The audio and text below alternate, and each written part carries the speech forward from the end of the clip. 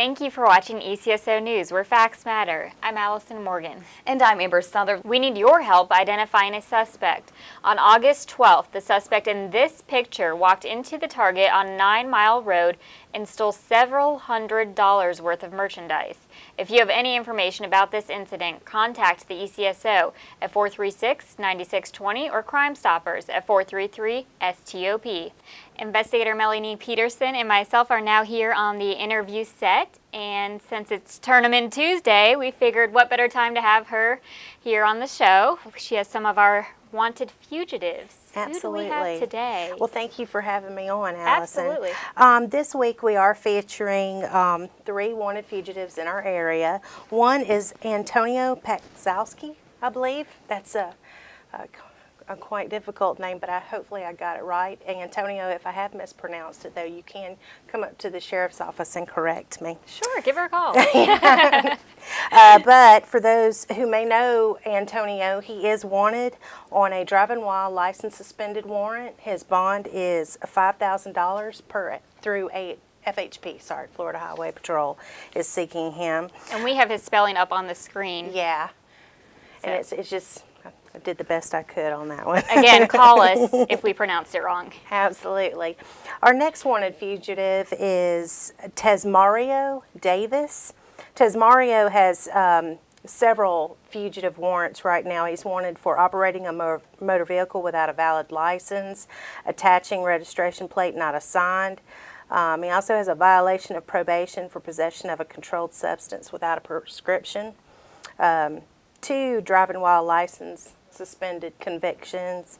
That one is a failure to appear, cruelty towards a child, criminal mischief, and battery domestic violence. So he's got quite the list going there. Yes, Tesmario has a lot of warrants, and so we do ask that you just contact the sheriff's office directly. Please do not try to make contact with any of these wanted fugitives in our area. That's what we're here for, law enforcement, and we don't want anybody to get hurt. And you can always remain anonymous. Absolutely. They can call Crime Stoppers. They can even call dispatch and remain anonymous. So I tell that to everyone. You know, don't let them know you're calling the cops. You know, just kind of sneak off somewhere and tell us where they're at. And those 2 numbers are 436-9620 or 433-STOP. Absolutely. Okay. And our final one is Kendrell Doss. Kendrell is wanted on a violation of probation for possession of cocaine and marijuana. And he also has a civil commit. Allison, purge will be $1,070. So. Okay, so some good money involved in these 3 cases. Oh, yeah, definitely. You know, I remind everybody that we call them deadbeat parents, people that have civil commit purge. That starts off at $150. And anytime, you know, when you call into Crime Stoppers and you let us know where they're at, those who do have active wanted fugitive warrants, you know, we count each one. So your reward isn't just like, it starts at $100, but it really earns them quite a bit of money. So we're very, very serious about getting these wanted fugitives. Wonderful. And for anybody wondering, how does the process work when they call in and they want to stay anonymous? Okay, we have 4 ways. Our Crime Stopper line, you can contact the call center. It's the most popular, and everybody remembers that number, 433-STOP. That call center is 24 hours a day. They'll give you a tip number. You have to hold on to that number, whether you're calling into the call center, whether you're texting the tip. Going through the website, you always get a tip number. You'll call me on Mondays between 9 a.m. and 1 p.m. to check the status. And like I said, the one that I like the most is the text-a-tip, because I can actually communicate with the tipster. And it is 100% anonymous. You know, we take that very serious. Nobody gets asked their name or to appear in court. But they can text a tip at 274-637 or crimes. That's the easiest way to remember it. Great. And in the body of the text, I just want them to put GCCS. That way it comes directly to our program and the tip. And they can even send me pictures through a text, a tip. Wow. You know, they can go on the website at www.gulfcoastcrimestoppers.org, and they can upload a tip. They can upload pictures, videos, anything. That's great. Yep. Wonderful. Yep. The power of technology these days. I know, it doesn't take much. It doesn't take much. It's very simple. And I love that because it makes it very convenient for our tipsters. Absolutely. And you have a Facebook page now, Gulf Coast Crime Stoppers, right? Absolutely. And for anybody out there, Allison, that has not went on and looked at our Facebook page, we ask that they do. We want them to like us and invite their friends to like us. Who knows? You might recognize someone. Oh, yeah. Earn some cash. Absolutely. And that's what I say. I tell everybody crime doesn't pay, but we do. Right? So. There we go. So I think that's the easiest way. And, it can be a lot of fun for us because we get some really good results. And it makes everybody happy. And it also helps us in law enforcement, too, because we're bringing these people to justice and they're finally going to court. And in a way, it kind of helps them because it gets those warrants out of the way. All right. Thank you so much. Okay. Thank you, Pensacola Blue Wahoos, for helping us get the word out about guns versus hoses. Sheriff David Morgan and PPD Chief David Alexander took to the Wahoos field late last month to promote the charity softball game. Come cheer on your local first responders on Saturday, September 17th. The event begins at 9 a.m. It's all for charity. All proceeds will go to the Keeping Abreast Foundation, a nonprofit that helps local women get medical care, including mammograms. Admission is free, and the event is open to the public.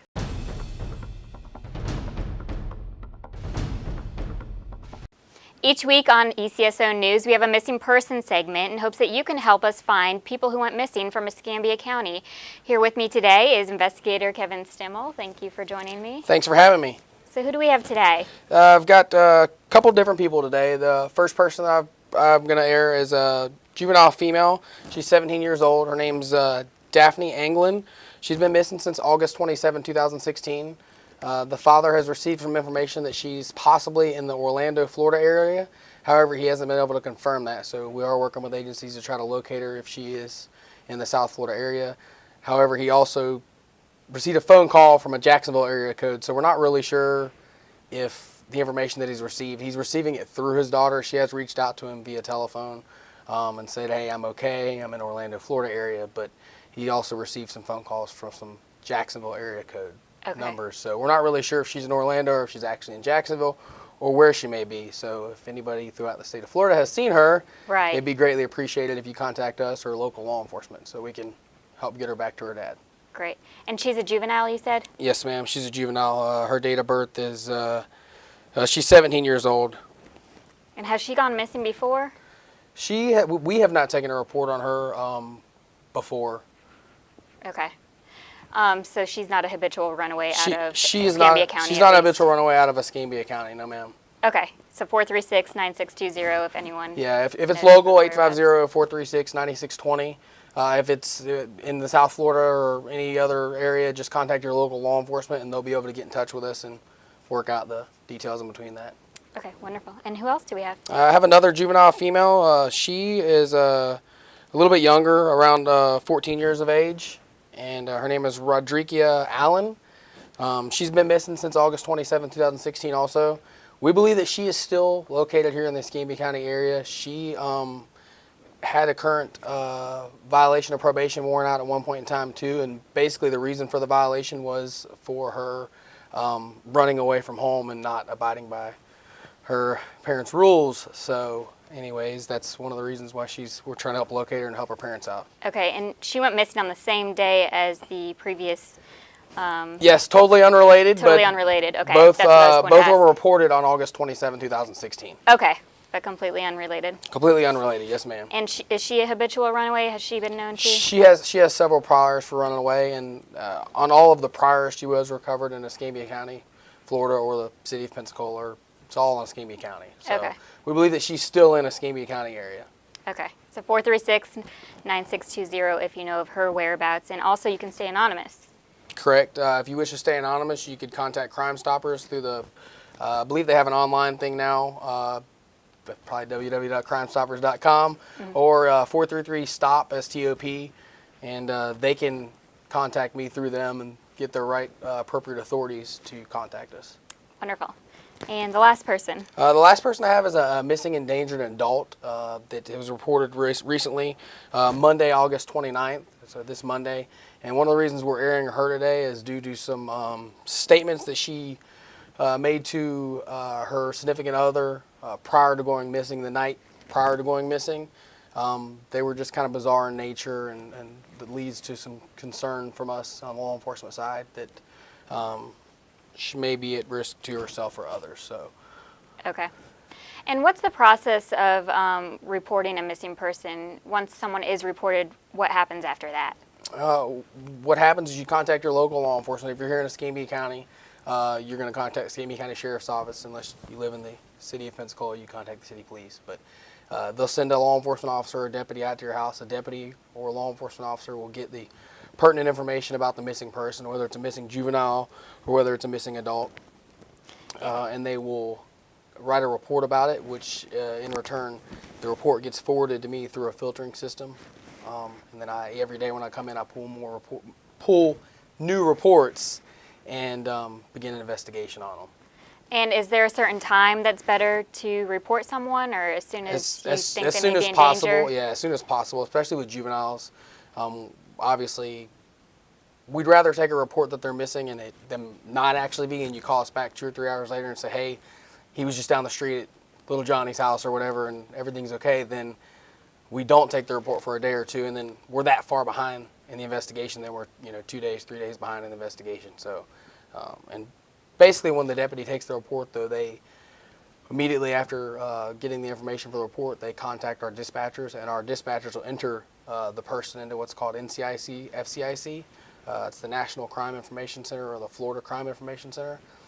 And basically that's just if a law enforcement officer anywhere throughout the nation runs that person's name or that juvenile's name, they'll see that, hey, this person's been reported as a missing person. We will post these 3 people on our Facebook page so you can take another good look at them. And thank you so much for being on the show. Thanks for having me. And that's it for our missing person segment for this week. 20 deputy sheriff trainees were sworn in by Sheriff David Morgan on August 26th. Check out who's new on our team at our Facebook page, facebook.com/official ECSO. You have to have a passion for it, though. It's not just a job. This is a career. You have to want it, and you have to work really, really hard for it, but the rewards outweigh any doubt. Welcome to the law enforcement family. And we want to say thank you to Gulf Coast Christian Church. On August 25th, they fed the entire department with barbecue. We appreciate your generosity and support. Lunch was delicious. It's that time again to register for the In Hot Pursuit 5K on beautiful Pensacola Beach. This year, the 5K Run Walk will be on Saturday, October 22nd, starting at 8 a.m. All proceeds from the race will go to support the Florida Sheriff's Association Youth Ranches. It's an organization dedicated to the prevention of juvenile delinquency and the production of strong, lawful, and productive citizens.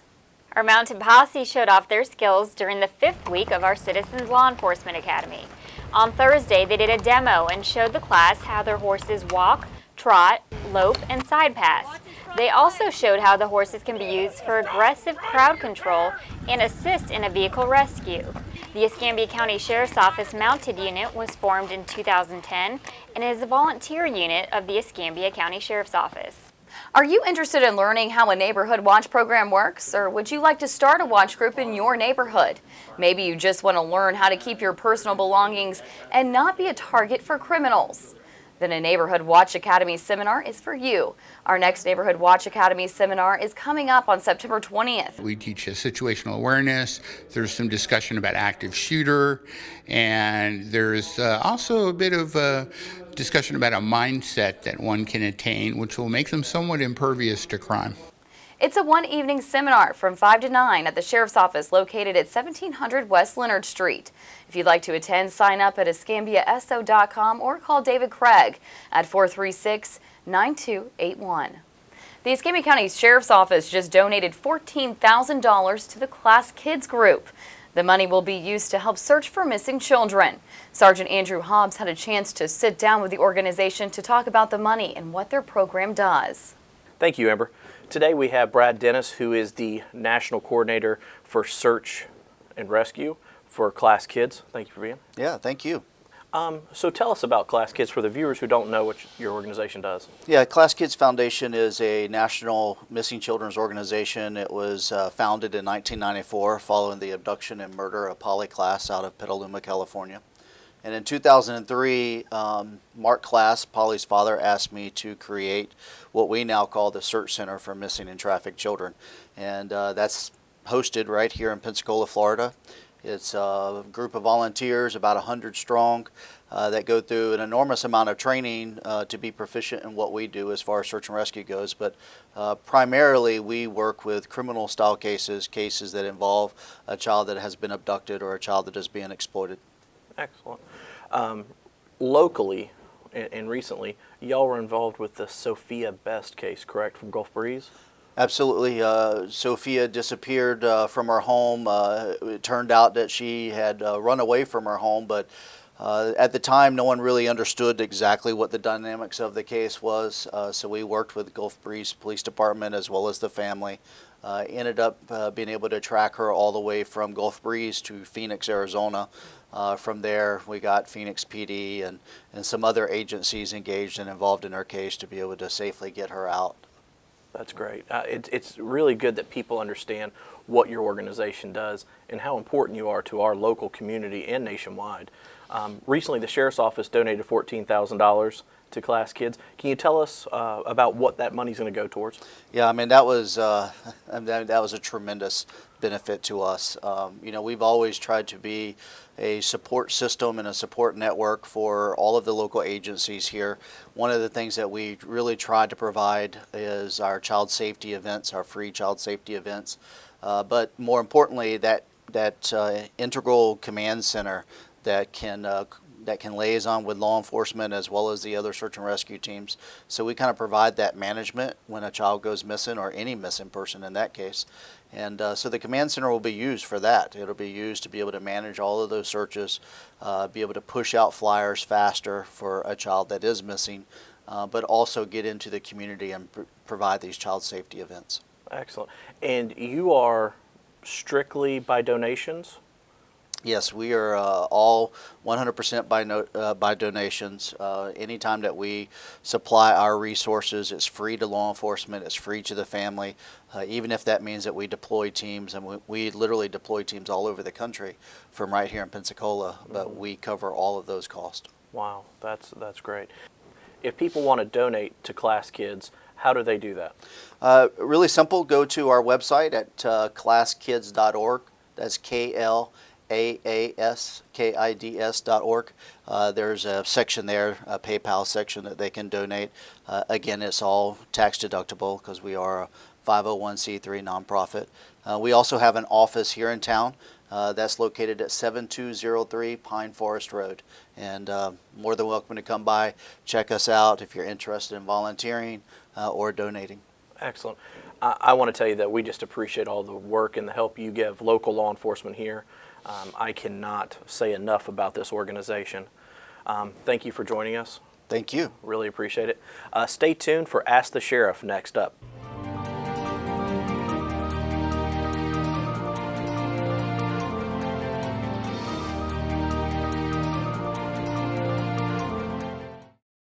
I'm Escambia County Sheriff David Morgan, and thank you for watching Ask the Sheriff.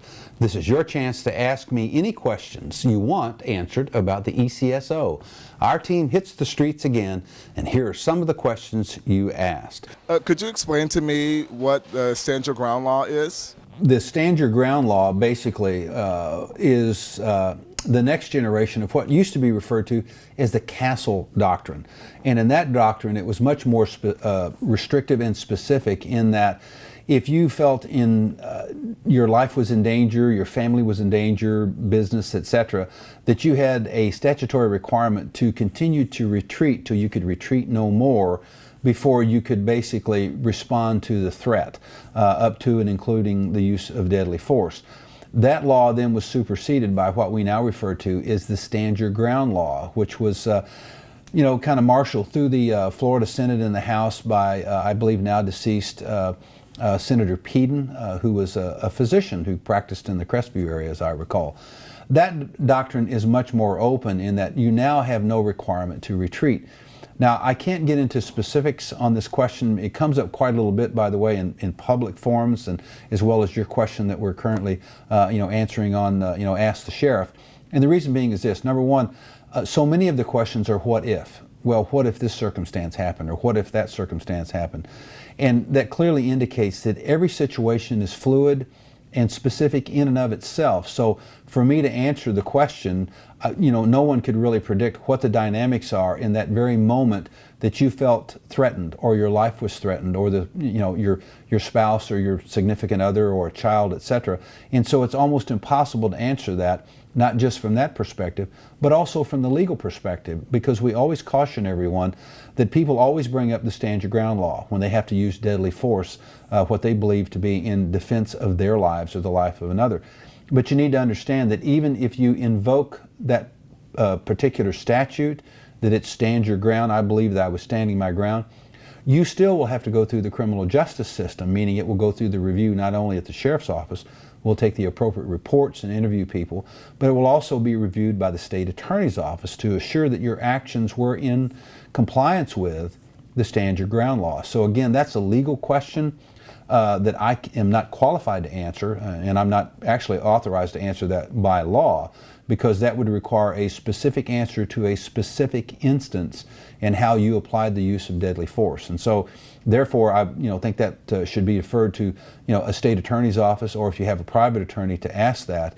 And I think you're going to get probably a very similar answer from them that you would get from me, in that I would have to take every instance specifically to even attempt to address it. And in that case, I would refer it either to our staff attorneys or more appropriately to the state attorney's office for them to answer that, because ultimately they'll make the decision as to whether or not your actions were within the law and were legal at the time that you did them. So, I know that's kind of a roundabout way to address your issue, but that's really the process that we would go through.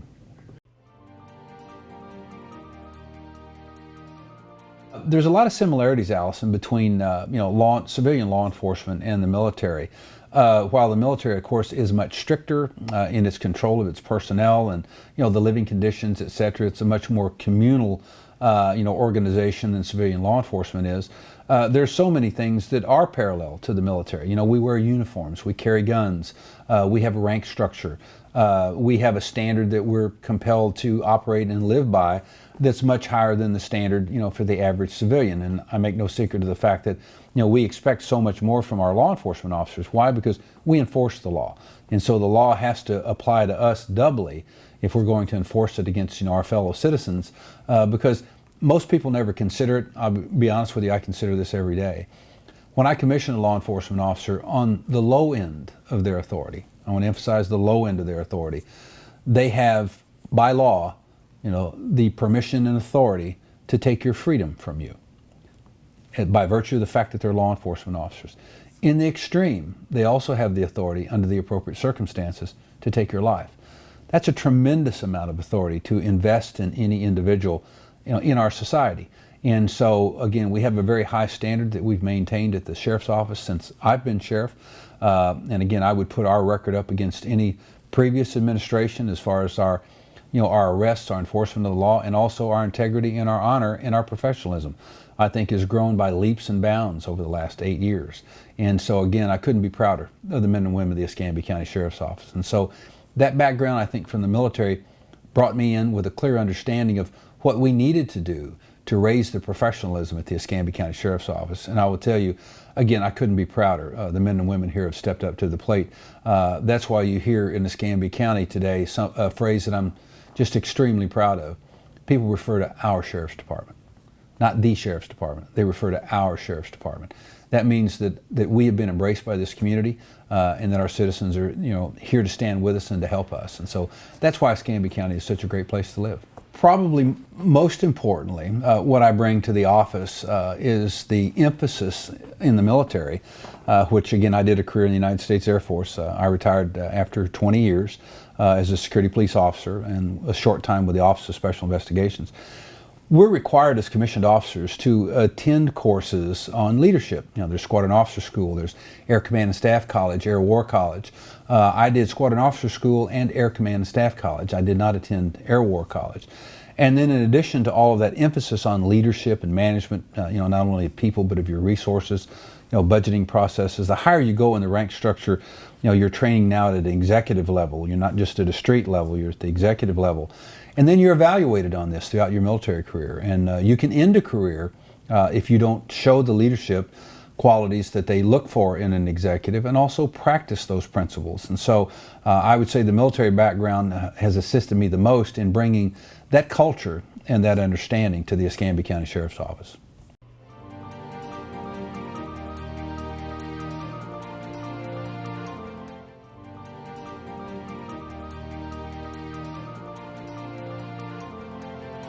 Our next question comes from Mr. Reed Henley, and it has to do with our volunteer force at the Escambia County Sheriff's Office and possibly expanding that into reserve officer opportunities and operations.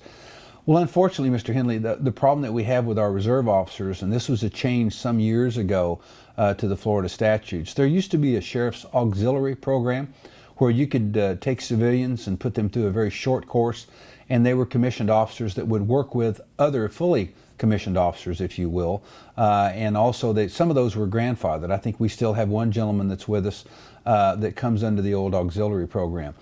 So in order to be a reserve officer and in any way enforce the statutes of the state of Florida, you have to be a fully certified law enforcement officer today, and that has to do with, liability issues, etc. So if you're in our reserve program, you go through the very same exact training that our active duty officers go through.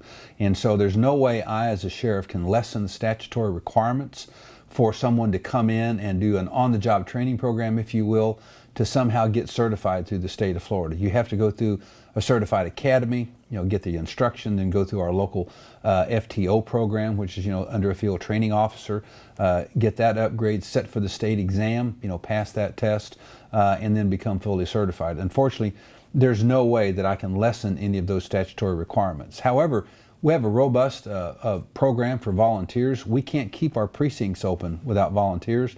So if there's something that you would like to get engaged in at the Escambia County Sheriff's Office, I'm sure we've got something that would fit, your capabilities and your interest. Everything from working our front desk to, assisting with photographs and fingerprints. And there's just a whole host of things that we do here in opening our precincts, throughout the county.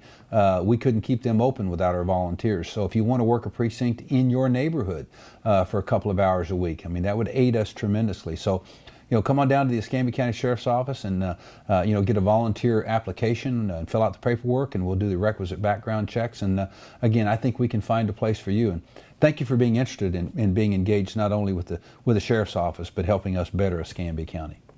Remember, you can also email your questions and ask the sheriff at escambiaso.com. We'll be back next week right here on Blab TV, Tuesday night at 8 p.m.